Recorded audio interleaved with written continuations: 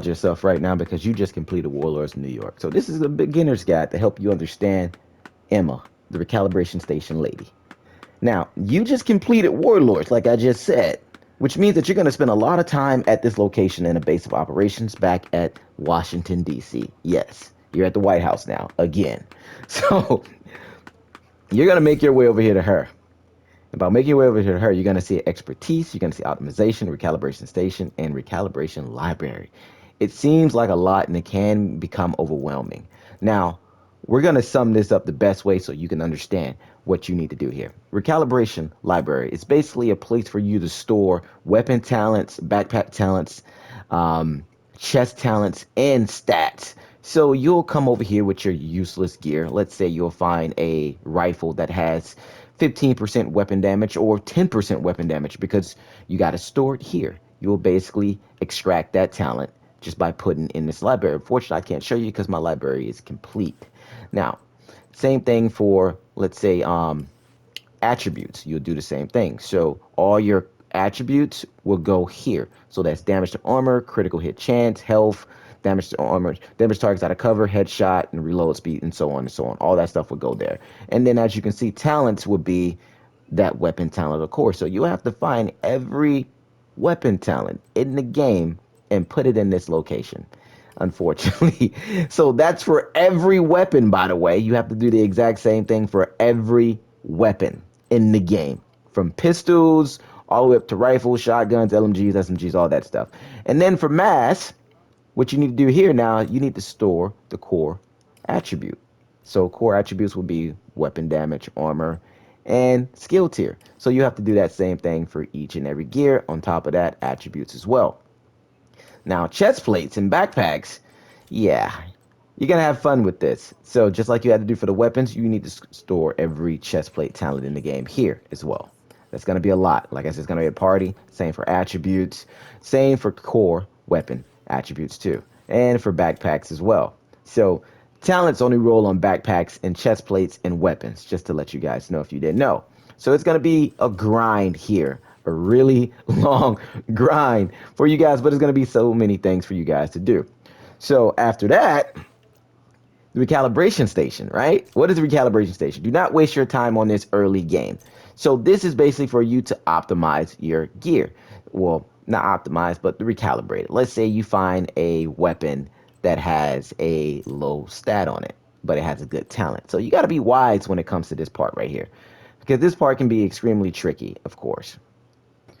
And what I mean by being tricky is that you want to find a good weapon that has the correct talent and the correct stats. So even though this is low, the SMG damage is 5.8%.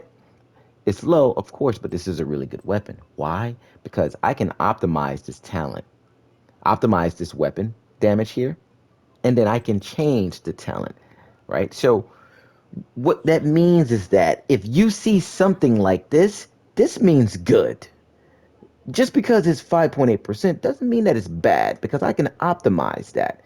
But once you touch the recalibration talent, which means that if I increase this to max damage, then I won't be able to change the talent. So you have to be skeptical when it comes to looking at these things and know what you're looking for. So every weapon in a game that you find, you want it to have these exact same roles, of course. And what role I mean is the damage to targets out of cover.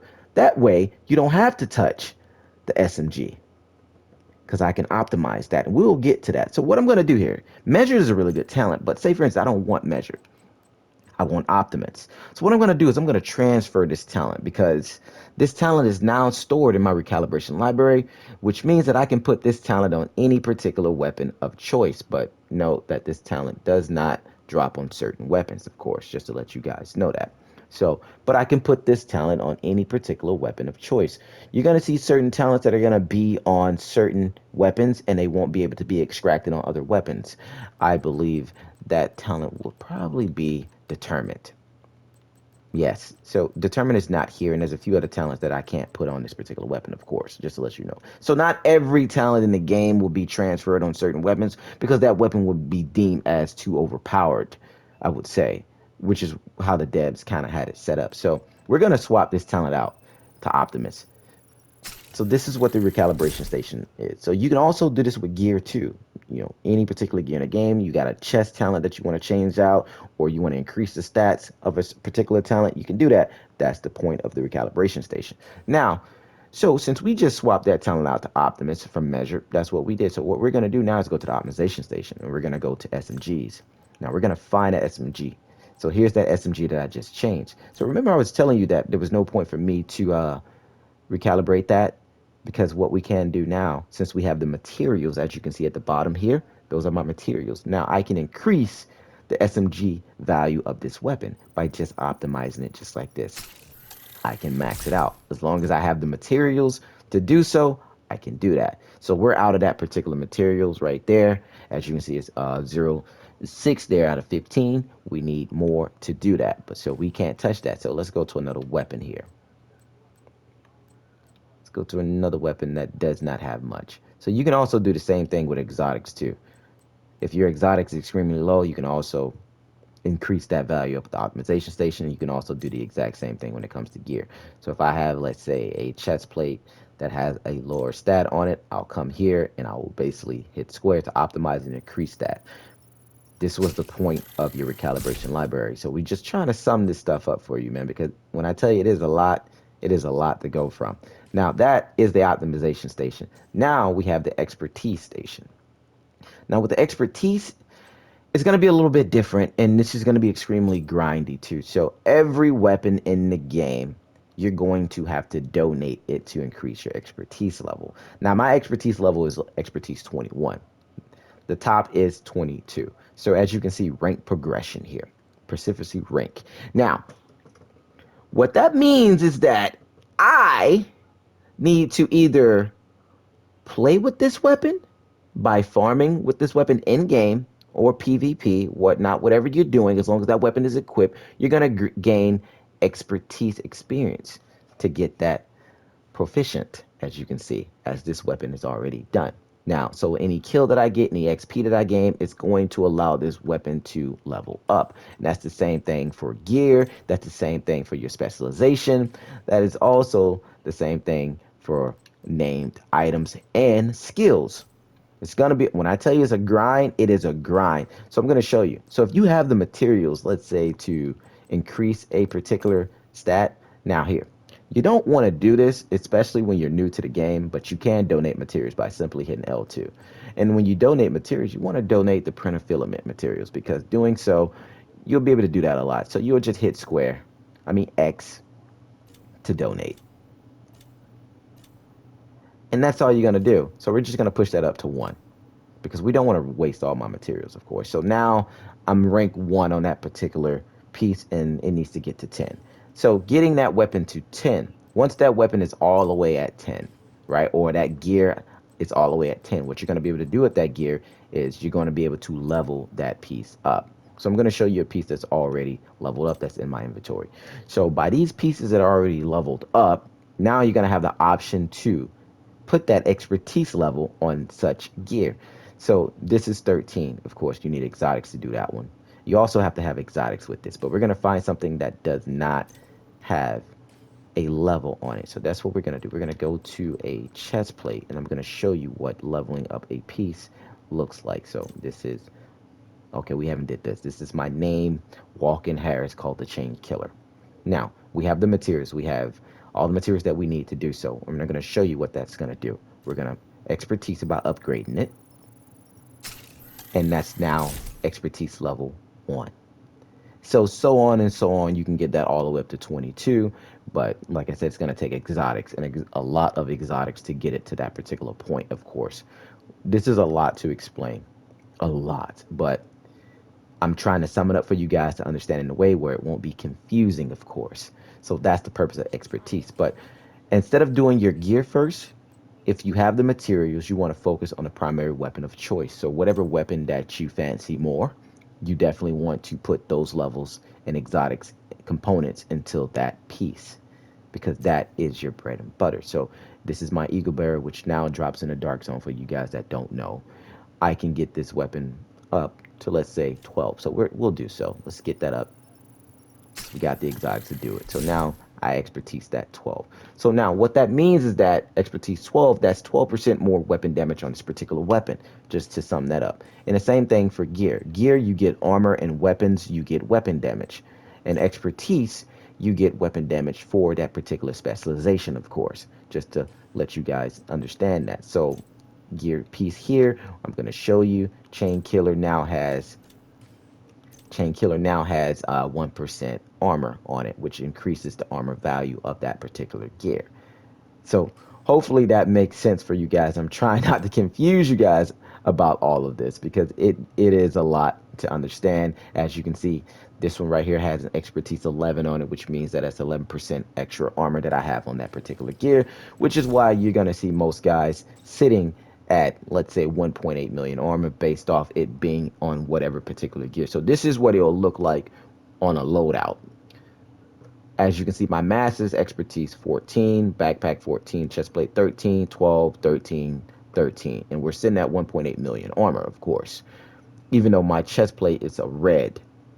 So my weapons are 21. As you can see, expertise 21. So that's 21% extra weapon damage that I have there. My pistol's sitting at 10. And as you can see, my skills are also expertise 10. So we're going to show you what that looks like too. So when it comes to your skills, it's only going to give you certain abilities. So my EMP sticky, as you can see, is at level 10. We're going to level that up. So that's going to give me an EMP blast radius increase. That's what the upgrade does with my sticky. Now for my defender drone is going to get a damage reduction increase. So these things give you something at a certain level, and you're going to need certain materials to do this stuff within the game. So that's 11% damage reduction right there from it being grade level 10. And the EMP sticky is sitting at blast radius 11%. So that just makes the radius of the blast from that sticky a lot bigger, if that makes sense to you guys. And each particular skill is going to do different things and have different values that it's going to give you within the game. So I'm just trying to explain this in a way to not confuse you guys. And I'm going to show you that the blast radius, what it looks like. You're going to look down here and you're going to see it. So that is the blast radius, and that's how big it's going to be. So anybody that's in that particular area of that radius is going to stagger. So let's stand here. It's going to cause you to stagger. So a lot of players use this in PvP, and they're also EMP'd at the time for its short duration. But with that being done, it also gives you the advantage to either readjust or reposition yourself, or to kill that player upon stagger, which is what a lot of players do with that. So that's the recalibration station. That's what I wanted to explain to you guys and break it down to you guys in a way where you can understand what you need to do and how you need to go about that. Level up your weapons, donate everything. Don't try to push it. Like I said, expertise level, that will come, but it's going to be a grind because you also have to worry about your watch. Yes, your watch. You're going to get shade level. Your shade level journey will happen throughout this. And I'm sorry that you guys have to go through all of this, but it is going to be a grind. Max is 1,000, of course. So you're going to have to fill up all these boxes. So every, I believe, 3 to 4 levels, you're going to get a point. In getting that point, you're going to be able to put that point in these boxes, and it's all going to be on a circular rotation for what you are doing. No matter what you're doing, you're going to get experience shade level points just from leveling up. So every time you level up, you're going to get a point. So it's going to either be offensive, utility, or scavenging, handling, or defensive. I advise you guys when doing these boxes to focus on what you are doing. So if you're on PC, you probably want to focus on critical headshot damage. If you're on console, you want to focus on critical hit chance and critical hit damage, or weapon damage, of course. So when it comes to the blue box, you definitely want to focus on hazard protection first, because if you're PvPer, then you're going to deal with a lot of skill builds in PvE. So you want to definitely make sure you have that extra 10% current value. And doing this will allow you to build differently. It allows you to create your builds accordingly based off you having this. So that means you don't have to put a critical hit chance mod. You don't have to put a critical hit chance mod in your mass. You can go for critical hit damage because you have the critical hit damage somewhat maxed out. And when I tell you that this stuff takes a long time to do, it seems a bit insane for someone, but stay away from the glitches. Stay away from the shade level glitches. Players are getting banned for doing that. I'm telling you guys here, stay away from that. So that's all I wanted to let you guys know. I didn't mean to make this video like 12 minutes long, but yo, this is Badger signing out. I hope you guys enjoy. I'll see you in the next one.